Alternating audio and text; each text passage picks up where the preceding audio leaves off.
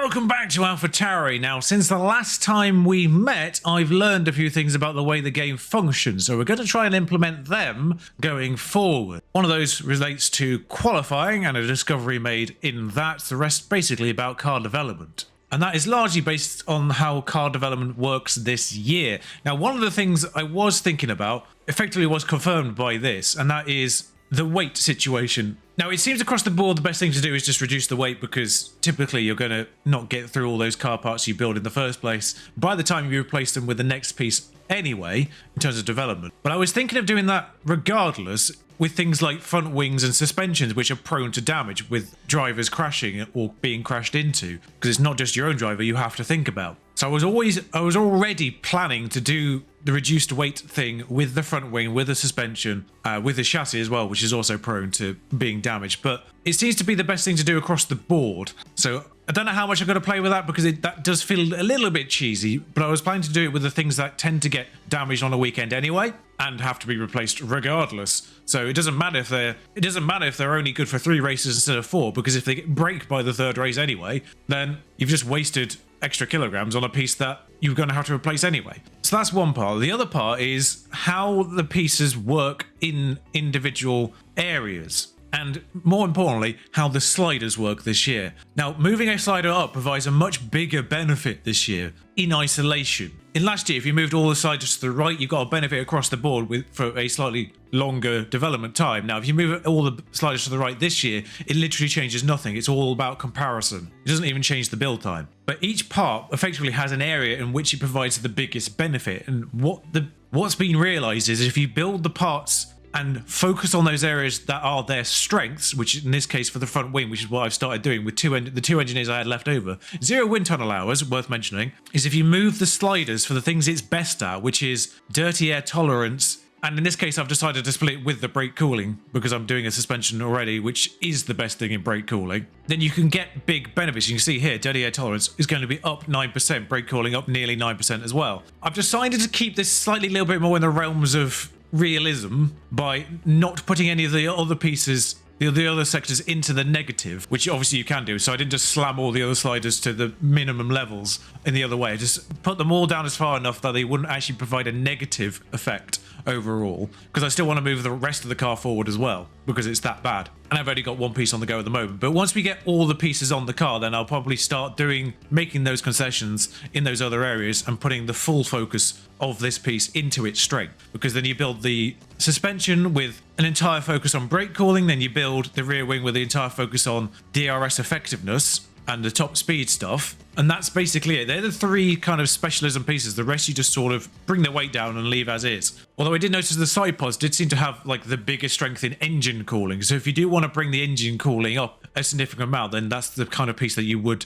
do specializing in engine cooling. It also has a reasonable effect on acceleration as well. So you probably split it between those 2 sectors that provide that biggest benefit, but it's kind of the biggest one that does engine cooling. There's only 2 pieces that do engine cooling in the first place, that and the chassis. So, but the problem was I was already building a suspension, so I can't go back and undo that one, unfortunately. There's no new pieces for Monaco, but the one thing we'll do here is we will try the things we've learned about qualification, which I will see you for very shortly. Also, I've made a decision on who's replacing Nick de Vries, and I'm going to replace him sooner rather than later. Can't really take too much from that practice session. It was entirely wet, although actually it ended up being on intermediates. Everyone did a fastest lap on the intermediates in the end. There was a brief stint in the middle where it was dry enough for some people to do a full lap, but majority of people got caught by the beginning or the end in too wet conditions to do a clean, dry run. Such was the nature of that dry period. But it kind of feels like we're being relatively respectable without being sensational. But no issues on the overall acclimatization front. Seems like quali might be wet.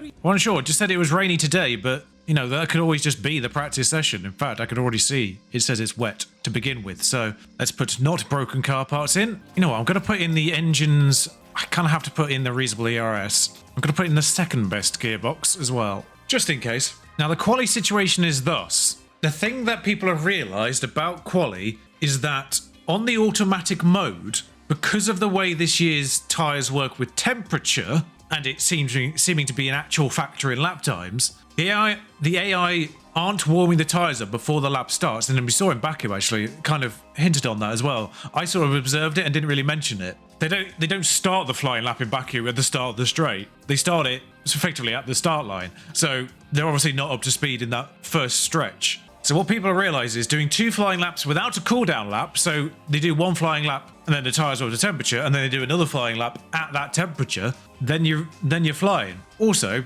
this factors into another aspect of this, which is the first flying lap will get you personal best sectors, which will increase their confidence, and then the second flying lap will take that confidence on, and then they'll do a better lap time because of the better attributes they've got, because of their better confidence. So the other version of this, of course, is just taking control manually yourself and pushing the tyres manually yourself. Well, we'll do the 2-lap strategy first, and then we might try the manual one at the end, depending on what the rain situation is like. So it will get drier, is the point. But at Monaco, it's always helpful just to get the laps in. The fact that nobody's come out is a little bit weird. So here's the thing, because they've just done an outlap, they've done the entire outlap on conserved tyres, which means the tyres are still bone cold. I'm not sure that's the actual terminology to use in that one, but you know what I mean. They're still freezing cold when they start that flying lap, and they only probably get up to temperature towards the end of it. But if you go on these driver confidences, you can see his driver confidence has gone up a little bit by virtue of doing a personal best first sector, because that's part of the thing that does it. Personal best sector 2, you just saw that one there live. So that's going up, and it's improving his attributes in the process. His accuracy right now is at 90 because of it.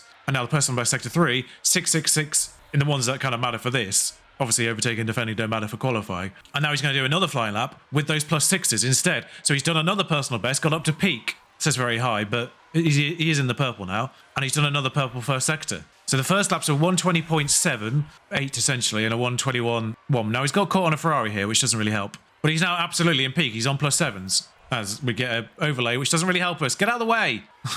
Yeah, so he got stuck on that last sector, which is a bit unfortunate. So they did slower last sectors because they got caught on people. But the good news is here now that his confidence is absolutely maximum. Nick De Vries is in the peak as well. So now they're doing an actual in-lap. The track's going to improve because the water level's gone down. In fact, that might actually be the lowest it gets, which is a bit unfortunate. So I'm wondering if it's worth just doing 2 flying laps at the end in the same strategy. And maybe we'll try the manual method next race. Because it's Monaco as well, getting clean laps is kind of important. So actually having 2 flying laps might be sensible here. You can always actually get them to do 3. You can do 2 flying laps because of the you effectively use 50% battery per flying lap. So you don't want to be going out now. So we did that obviously when the track was at its wettest. So we are obviously 1920 right now, but the track should in theory come back down again to about 1 point something. Now because they've been taken over in terms of places, their confidence will go down again. Now 2 flying laps is about 2 minutes 30. So we'll add another minute and a half. So they kind of need to go out now to get 2 flying laps in. Can't see who's on track, so I'm just going to have to send them out. So Tsunoda's still in peak.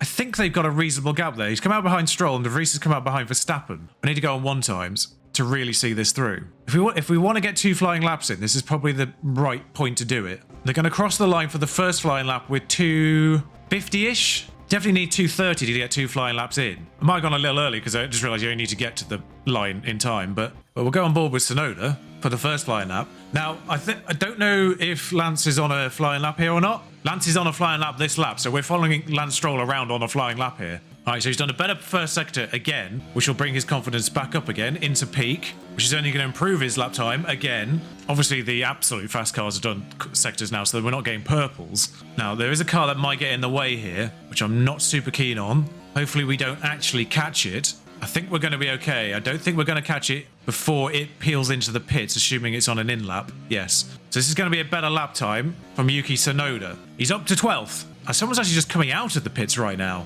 That's a weird time to have actually come out. So we're actually going to get both of these lap times in before the checkered flag. I miscounted on that front. Of course, you only needed 1 flying lap and an out lap's worth of time to actually get there. That's my bad. De Vries 16th. Gasly only 17th is a bit strange.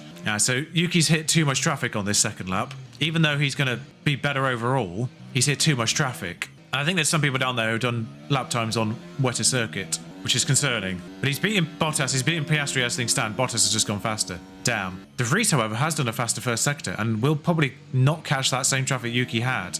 Yeah, Yuki's had too much traffic. That's a shame. But De Vries has done a faster first and second sector, although his first lap wasn't great. So it was absolutely the right thing to do to get him out. The good news is Tsunoda here might actually act as a buffer to some of these other vehicles that were on flying laps or about to do flying laps. So he might hold them up. De Vries didn't improve. We did improve, but not enough. I'm not confident Yuki is through here. Although Gasly's gone through. Norris has taken the checkered flag. I thought Norris was about to do a flying lap. Of course, that was Norris coming out with about 1 minute 20 to go. He definitely wouldn't have had enough time to get round. Is that Sargent going into the pits now? No, Sargent's there. That's an Alpine going into the pits. Zhou Guanyu is in lap. Sargent is in lap as well. Yuki is through. Oh, is it dry now? It is dry now. So in this session, we'll see how this goes with dries, and then we'll do a manual at the end, because he may not have enough time to do 2 and then come in and then do 2 again. Also, it might start raining later on. He might be able to do 2 flying laps before that gets wet, actually. So if we get him out immediately, though,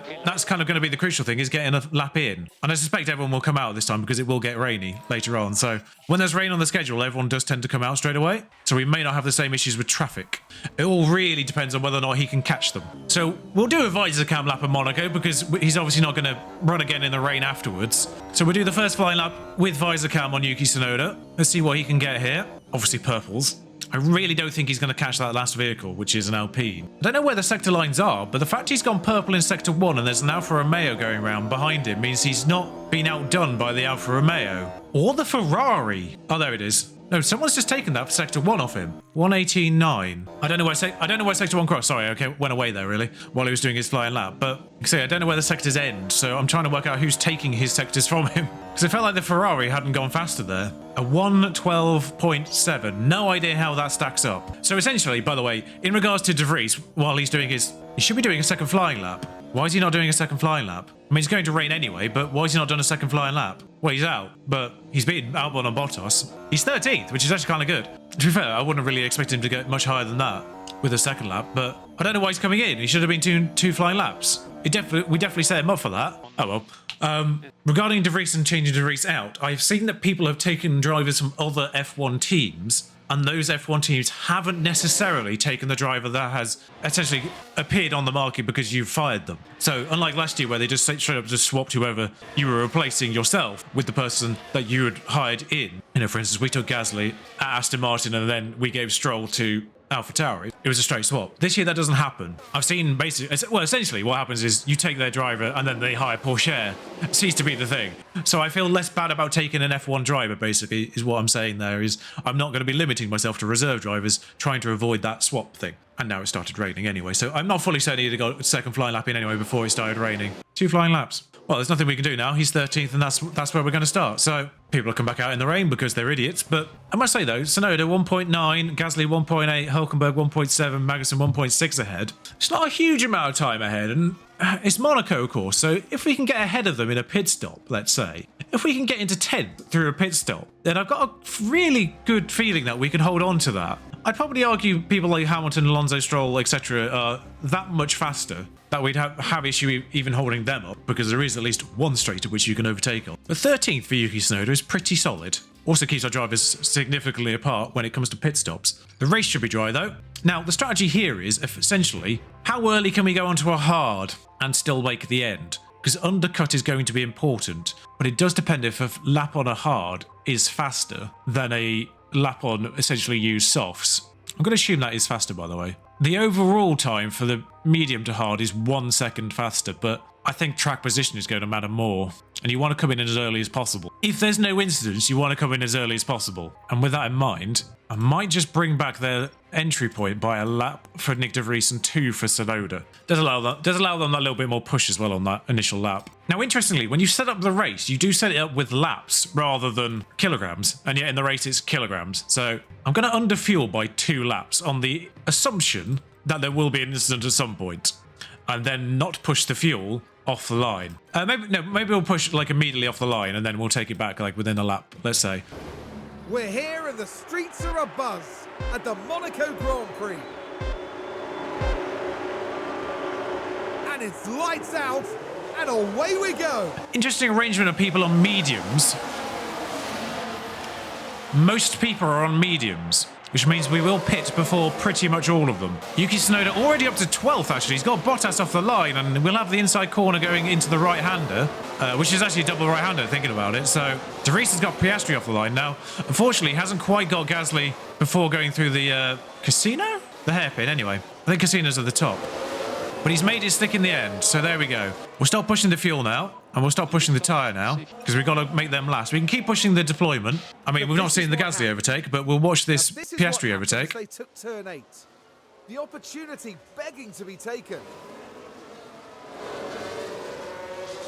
There's Yuki ahead of Gasly, much further up the road as well, in 12th. So I'll come back here. What I'm thinking is, in regards to the AI, is the AI obviously always push in these opening laps. Well, the second thing is, I think they underfuel their cars. I think all the AI underfuel as they do in real life. You know, every car underfuels in real life. In the, you know, either through lift and coasting throughout the race or expecting an incident at some point that will get their fuel back. So I think the game's emulated that. So I think that's why the other cars are so much faster normally in these first laps, is because they're a couple of kilograms down. So getting a couple of places early on here, 12th for Tsunoda, 16th for De Vries, is going to be key going forward. Now, I don't expect this to be a very long recording because it is Monaco, and unless something crazy happens, it can be a bit of a procession. Maxon can't keep up with that front six, which is interesting. I don't know if the Astons are on softs. Alonso's on a soft, Russell isn't, Stroll isn't, and Russell's really struggling to keep up.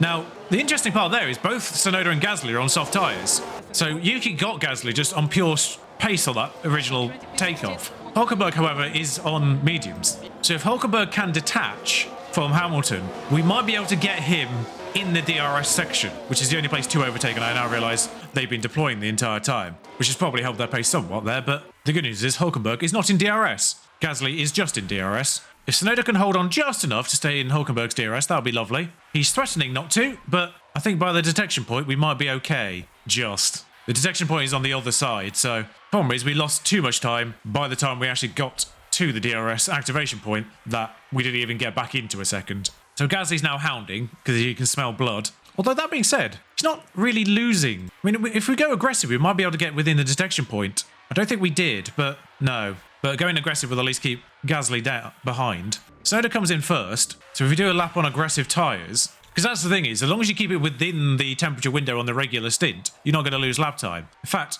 Gasly's going to be just within a second still, but I don't know where the too hot temperature is here, but that's got Tsunoda much closer to Hulkenberg. It's cost him a little bit of tyre, but it's got him that much closer. De Vries, however, is now being hounded by Piastri in a similar manner. I'm trying to work out when we can start harvesting, because De Vries was on the back of Albon. I didn't really, focus on him, but getting De Vries back into Albon's DRS is helpful, and getting Piastri out of it. So Yuki's on Hulkenberg now. I'm not really expecting points, but obviously if someone crashes out of the top 10, then that makes our chances with Tsunoda much more likely. All right, so that's probably enough pushing with Nick. Getting him that close is going to be helpful. But realistically, over the course of this entire race, there's not really any point of paying too much attention to our drivers in the rest of the lap. It's just kind of that first sector, the pit straight, as we kind of clip through the wall on the inside of, I want to say Raskas, but that might be the first part. Anthony Noakes? Yes, he doesn't get close enough, and then he sort of has a little bit of a, is there a gap here? Up this straight. But, I say straight, but you know what I mean. Problem is, I can't tell him to top up, because that will drop him back,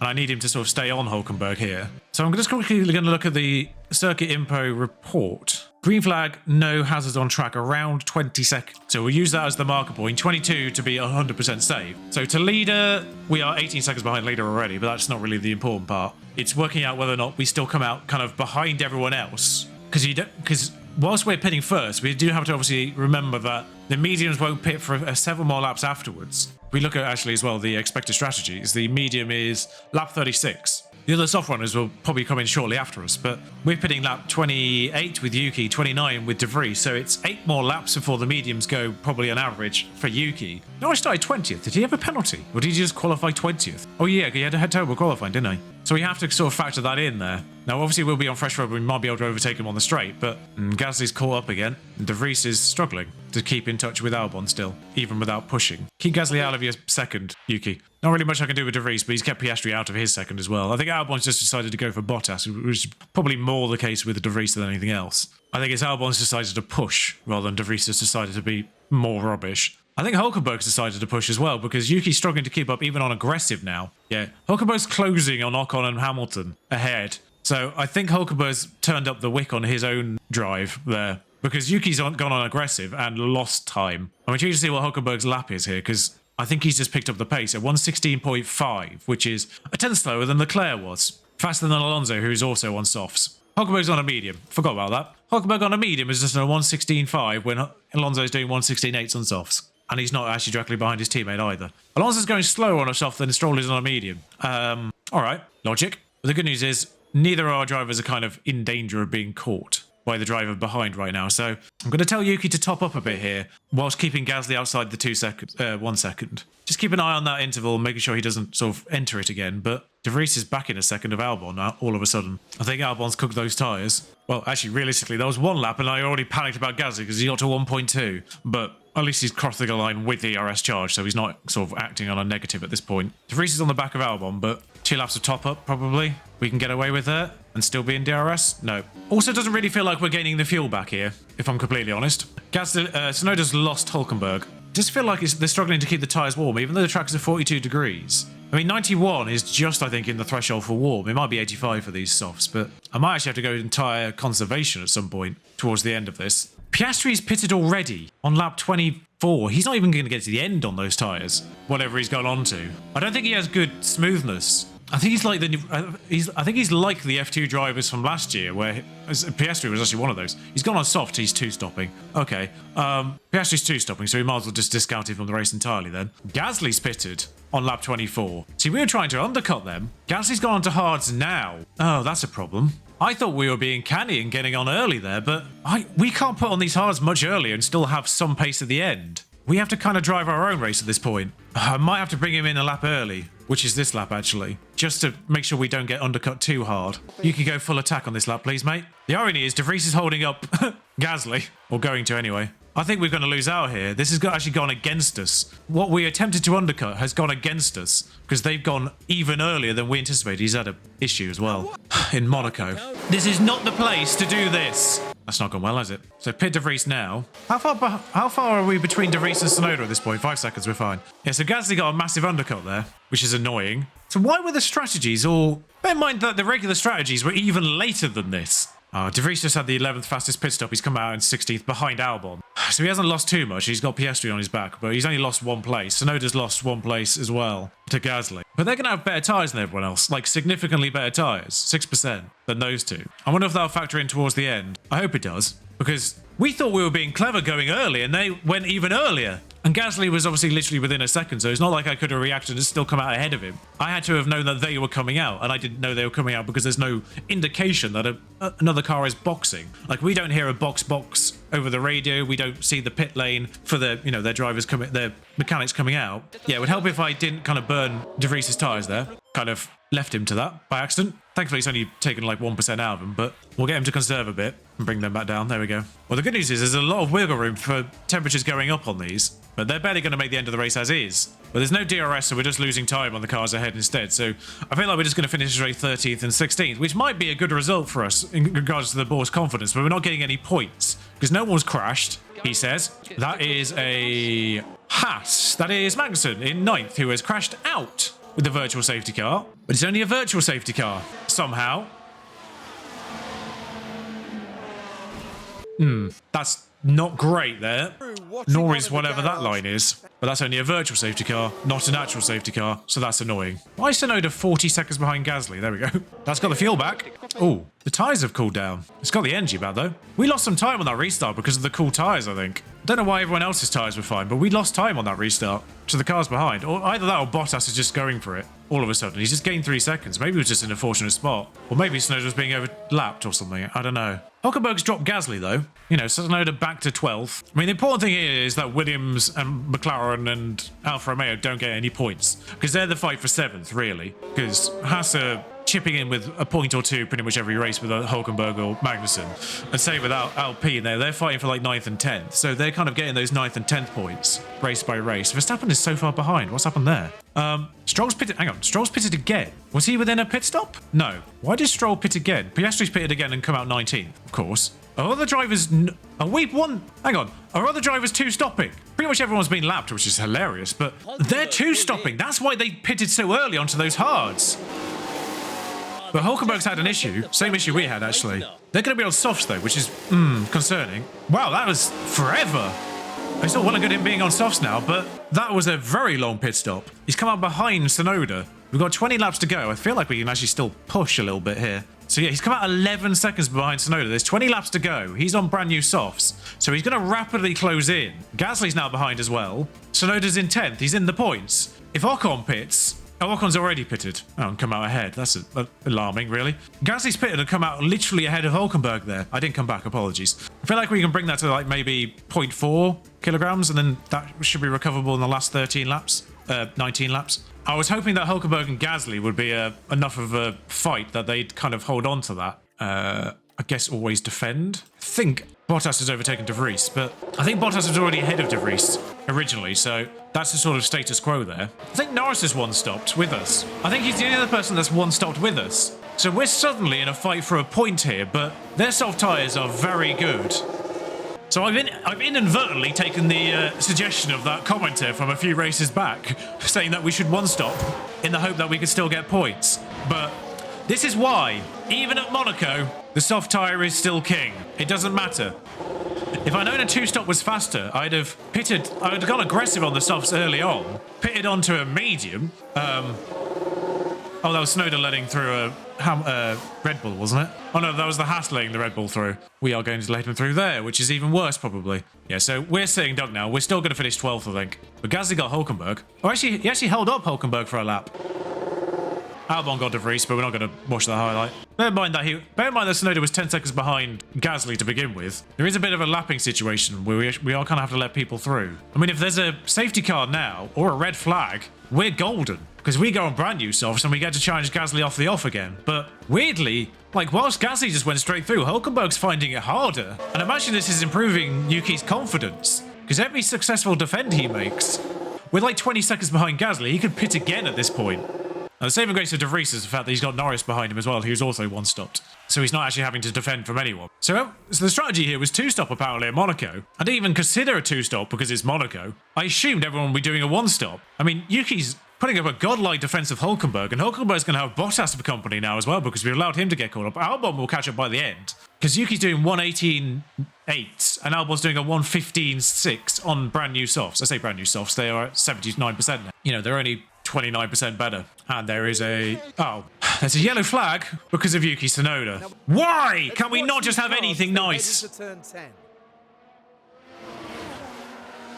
wheels just lock up there. And hopefully there's not... What's the point? Why is he driven into the wall? Why isn't he just driven straight on? He's not actually affected anything. I think he's still got the same tyres he had beforehand, but it's affected his confidence. More to the point, and now he's 14th. Well, waste of a race now. Oh, his tyres actually have lost a little bit, but he'll still probably make the end if we conserve them. He's only got De Vries behind him, so you've got to keep some level of warmth in these tyres. Oh, that's so annoying. Safety car. How many laps left? I think there's like 3 laps left. I don't think we'll even get going again. But who's out is the bigger question, if anyone is. We're on lap 77 of 78. And we're a lap down, so it's irrelevant. So we won't even get caught up even if we do get out there. I think we could pit and get out ahead of Norris, like both vehicles. We're on lap 77. I want to know who's out. This does confirm the question of whether or not you can finish on a safety car or not. But it's Zhou Guanyu, who's behind anyway.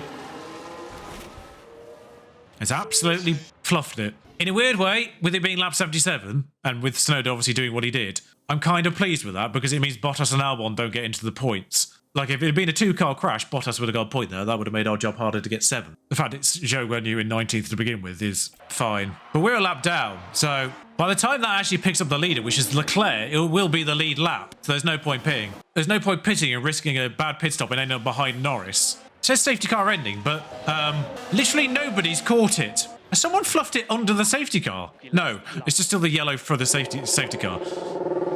Like, the safety car's come in there, but I don't know why. Maybe you can't finish under safety car then, because it literally didn't let anyone through. Like, it didn't even let anyone get caught up. Well, that's frustrating. Charles Leclerc wins his own race, though. The Ferraris have edged ahead of Red Bull here. And I feel like that's a thing in general. Someone mentioned this on stream with the hash save we're doing on stream. That, you know, the Ferraris are a little bit more potent than Red Bulls. The Red Bulls are less dominant, was kind of more the observation. I think the wind tunnel situation, because they've got less wind tunnel hours in the game, but I think that restriction happens in real life now, because they're sort of talking about it a little bit over the weekend with Belgium. I think the Red Bulls in the game have that penalty to their wind tunnel hours from the start, and I think that's really affected their early development. But anyway, we will move over to the side so you can see the actual places. Yeah, Max actually qualified on pole there. Obviously, we didn't see the final shootout, but Max qualified on pole, finished 4th somehow to a significant degree. So I don't know what happened there. His best lap was also miles off everyone else's. So I feel like he had issues in that race. Stroll had a poor one as well. Everyone 11th down was lapped twice, which is crazy. But the 2-stop for Piastri not working out, the 1-stop for Lando worked out. I mean, it would have worked out for Yuki had he not, done what he did. He would have finished 11th there, provided he could have held Hulkenberg back. And I would have thought the 3 drivers behind, which would have been Bottas, Albon as well, might have made it interesting for Hulkenberg because it would have made him think backwards as well as forwards. So it's a little bit of a shame. We were on for 11th there, but, Yuki fluffs it. He fluffs it in a way that I got a little bit confused because he should have gone straight on as well. But Charles takes over the lead of the overall constructors there. Bottas already had the edge on everyone else there, so there's no change in terms of countback at the back, and we are still last on countback overall.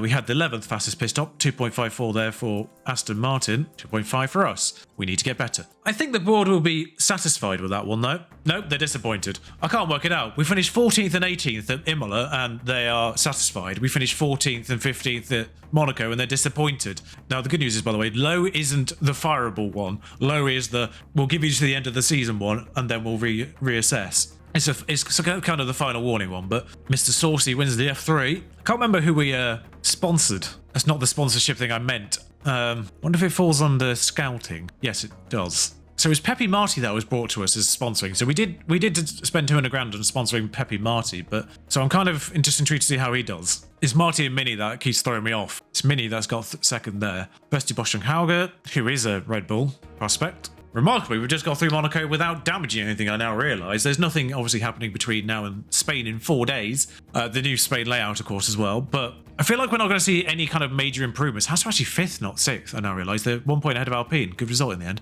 It's nabbing that 7th off Williams and McLaren, who have 2 points apiece. So we need to sort of nab those kind of points, or at least be 8th, I think. Or maybe 9th would, at the very least, kind of keep it on low rather than you're going to be fired by the time we get to Belgium. Now, we should start to see an improvement before Belgium, I would have thought. It's going to be interesting. Anyway, thank you for joining me. If you enjoyed this race, so close to actually probably having a satisfied board there with 11th with Yuki. So close. They might have been pleased with 11th, even though it wasn't points. It might have been happy with that. The weird thing is, season objective, 7th or above. That is literally 14th and 15th. 13th and 14th would be exactly 7th or above. So, maybe that's why they're disappointed. But then again, we did technically worse last race because we had a DNF and a 14th. So, if you have liked this, do like, comment, subscribe. Until next time, ta-ra.